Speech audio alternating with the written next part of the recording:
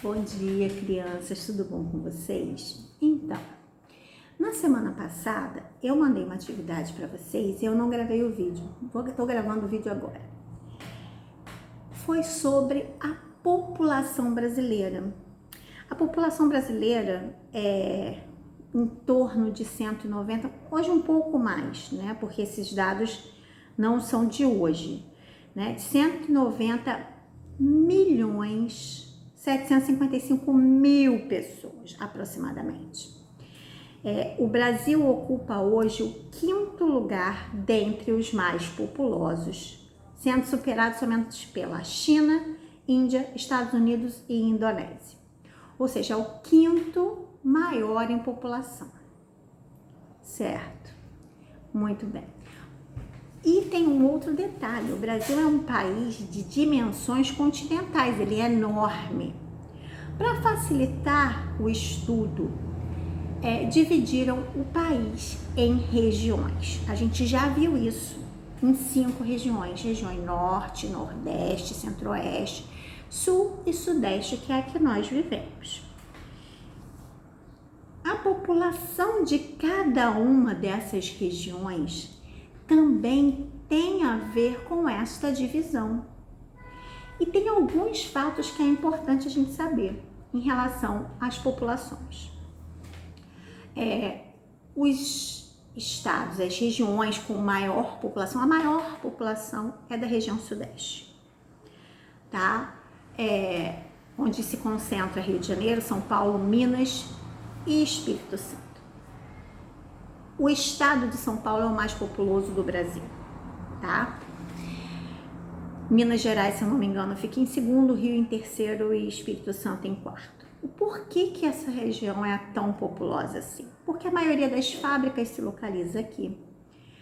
Aqui nós temos um turismo intenso, né? Mas também temos muitos problemas. A gente vai ver ao longo desse ano todas as regiões, vamos estudar a fundo cada uma delas. Agora, tem algumas coisas que em relação à geografia eu vou fazer uma referenciazinha à questão de história. Prestem atenção numa coisa. Nós sabemos que o Brasil foi descoberto em 1500 e tal, e que a maioria que foi descoberto, e primeiro Pedro Álvares Cabral chegou na Bahia, né? Isso é região nordeste. Neste momento, quem vivia no Brasil inteiro, em todas as regiões, eram apenas os índios. Nós não tínhamos outros habitantes no Brasil em 1500. Então, em 1500, nós tínhamos apenas os índios como população. Depois, nós tivemos a chegada dos portugueses na região nordeste.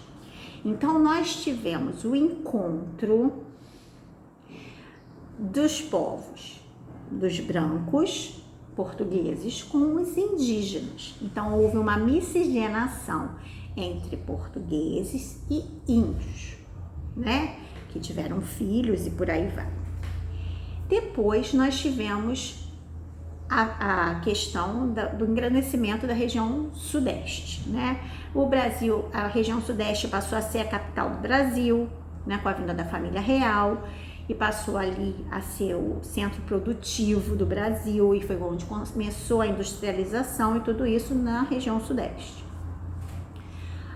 Tivemos grandes lavouras, plantações de café, foi região sudeste. E região sudeste e região nordeste receberam, além dos índios que já existiam, os portugueses e os negros. Ou seja, as duas regiões basicamente têm a sua população de brancos, negros, índios e mestiços, de brancos com negros, brancos com índios, índios com negros, tudo miscigenado.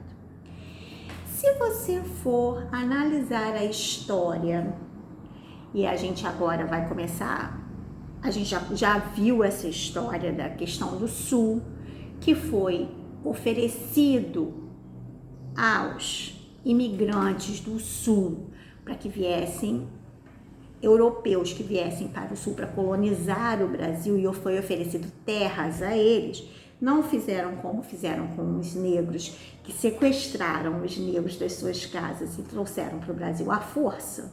Eles não sabiam nem onde é que eles estavam chegando, a gente vai falar sobre isso esse ano aí. A gente vai ver que na região sul foi diferente. Foi oferecido, eles queriam colonizar o Brasil para que o Brasil não perdesse essas terras.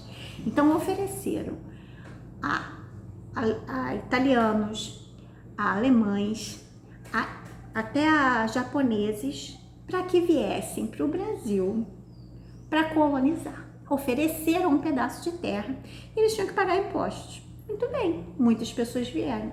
Tanto que se você for na região sul, ela é basicamente branca, loiros, de olhos azuis, muitos alemães. Tanto que tem festivais como o Bauerfest, né? Oktoberfest, que são festivais de origens alemãs. As construções são de origens alemãs. Muitas, italianas, até tem japoneses também. Então, se vocês forem observar isso, é uma população diferente, quase não tem negros na região sul, porque na região sul não tinha escravidão dos negros, aquela terra foi cedida aos europeus, né? É uma outra cultura. Já na região norte, que é uma região mais adentro, não receberam negros também, mas houve uma miscigenação muito grande, onde tem mais índios e brancos, e mestiços entre brancos e índios, a maioria da população, assim como no centro-oeste, tá? Então, todos eles são miscigenação. Na região sul é uma miscigenação branca, embora não portuguesa, na sua maioria. A maioria da miscigenação que ocorreu na região sul é uma região que teve basicamente europeus, tá? Alemães, italianos, teve português, teve de outros lugares, teve, mas mais alemães e italianos, muitos. Então, cada população tem uma diferença. Agora, se vocês observarem, cada um dessas regiões, os problemas são diferentes. Na região nordeste, nós temos muita pobreza, na região norte, mais ainda. Se a gente analisar, foi essa atividade que eu dei esta semana, o coronavírus, e como ele está se espalhando, a população mais pobre do Brasil é a da região norte. E se a gente analisar o número de mortes da região norte, é um número muito expressivo.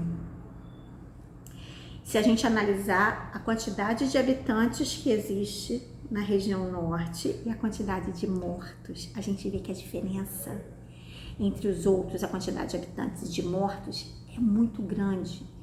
Cada morto por quantidade de habitantes é muito maior.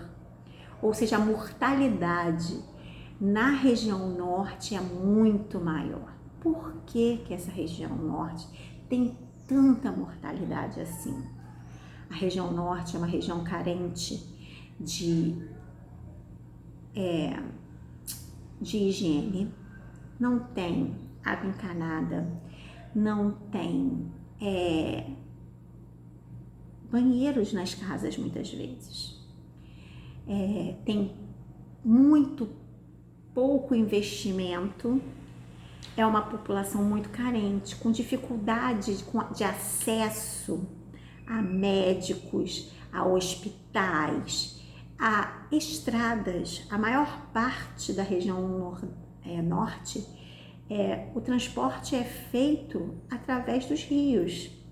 Então, analisem bastante isso, façam essa comparação de óbitos para a quantidade de habitantes, que a gente vai analisar bem essa questão das diferenças no Brasil. Analisem, pensem, protejam-se, fiquem seguros. Se tiverem que sair de casa, usem a máscara, protejam a você e os outros. Porque Ah, eu estou saudável, eu estou bem, não estou sentindo nada. Mas você pode ter a doença e ser assintomático. Então você tem que pensar no outro também, né? Então a gente está num momento em que a gente não pode ser egoísta. Vamos pensar em nós e no outro.